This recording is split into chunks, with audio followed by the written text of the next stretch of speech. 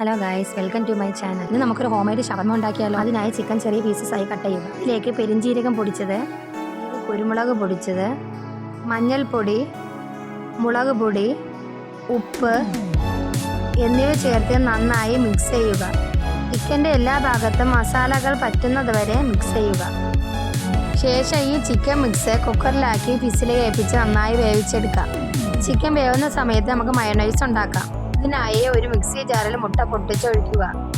അതിലേക്ക് 3 അല്ലി വെളുത്തുള്ളി, ആവശ്യത്തിന് കുരുമുളക് പൊടി, ഒരടപ്പ് വിനാഗിരി, പുളിപ്പിനായിട്ടാണ് ചേർക്കുന്നത് വിനാഗിരി, അല്ലെങ്കിൽ നാരങ്ങാ നീരും ചേർക്കാം, ഒരു നുള്ളു salt, 1 table spoon sugar, 1/2 glass sunflower oil. ഇവയെല്ലാം കൂടെ ചേർത്ത് മിക്സിയിൽ നന്നായി ബ്ലെൻഡ് ചെയ്യുക. നമ്മുടെ മയോണൈസ് റെഡിയായി.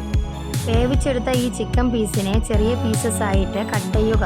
ശേഷം കേബേജ്, സവോള, സലാഡ് വെള്ളരി എന്നിവ ചെറുതായിട്ട് ഞുറുക്കുക.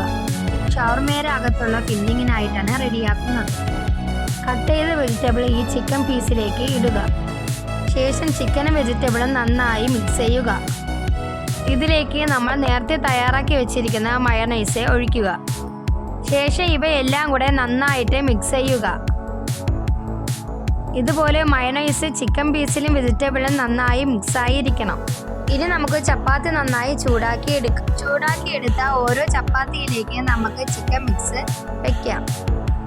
ശേഷം ഇത് ഷവർമ ഷേപ്പിലേക്ക് നമുക്ക് റോൾ ചെയ്ത് മാറ്റിയെടുക്കാം. ഇങ്ങനെ ഓരോ ചപ്പാത്തിയും നമുക്ക് റോൾ ചെയ്ത് എടുക്കാം. ഇതാ സ്വാദിഷ്ടമായ ഹോം മെയ്ഡ് ഷവർമ റെഡിയായി.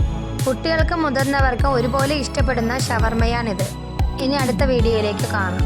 Bye guys.